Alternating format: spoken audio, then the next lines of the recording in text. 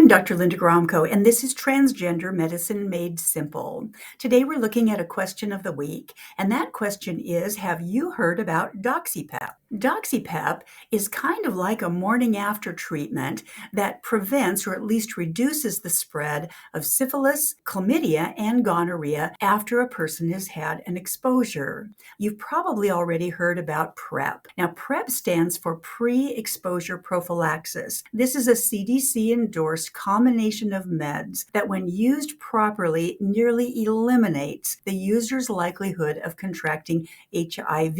And that was elimination of HIV by about 99% from having sex and about a 74% reduction after sharing needles. One of my clients said, PrEP is sort of like birth control for gay men, and it kind of is like that. You just take something every day, and it virtually eliminates your concern about the possibility of getting HIV.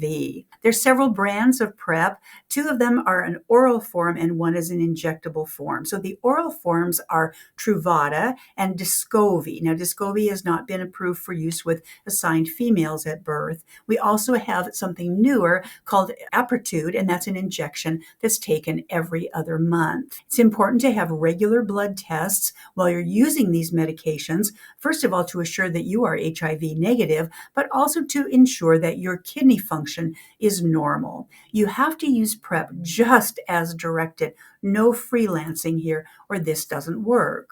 Remember that PrEP does not protect a person from getting pregnant. This is especially important to emphasize for trans males who have a uterus and ovaries but are having sex with somebody who makes sperm. PrEP does not protect a person from getting other STIs, such as chlamydia or gonorrhea or syphilis or herpes or HPV, etc. Now, to avoid confusion, which I think is inevitable here, there also exists something that's called PEP, or Post-Exposure Prophylaxis. And this is a course of medications that goes for about 28 days. And this is used when there is a known exposure to a high-risk individual. So, like if, for example, you have a healthcare provider who is exposed during an IV accident or a surgical accident to somebody who is positive for HIV but has a high viral load, for example. These are situations where you might see somebody using PEP. Now, recently, you're hearing about DoxyPEP. DoxyPEP is post-exposure doxycycline, which is an antibiotic, which is taken after sexual activity to prevent infection with chlamydia, gonorrhea, and syphilis. It reduced the transmission of chlamydia and syphilis by 80%. And for gonorrhea, less, it was about 55 to 60%. The CDC is now seeking input from people about the use of DoxyPEP. So if you'd like more information about that, go to cdc.gov. Here is the protocol that was used by the UCSF in their study on DoxyPEP.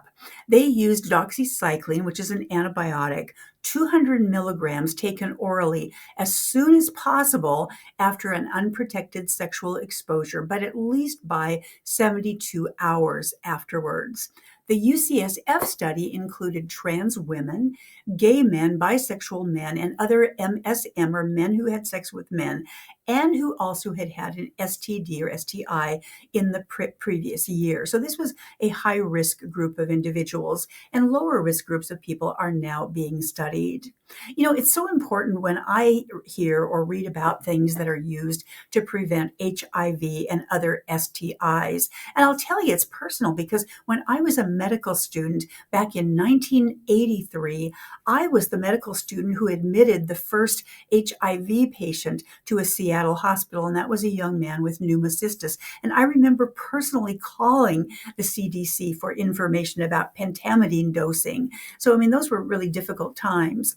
I also have a very good friend and colleague, Dr. Andrew Falk, who wrote one of the best books that I've ever read dealing with HIV. It's called My Epidemic, and it's available on Amazon. This is an unpaid ad, but in any event, My Epidemic deals with Andrew's experience, both as a doctor as well as a patient during this very critical time.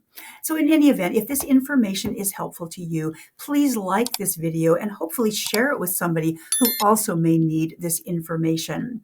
Thank you for watching, and I'll see you in the next video.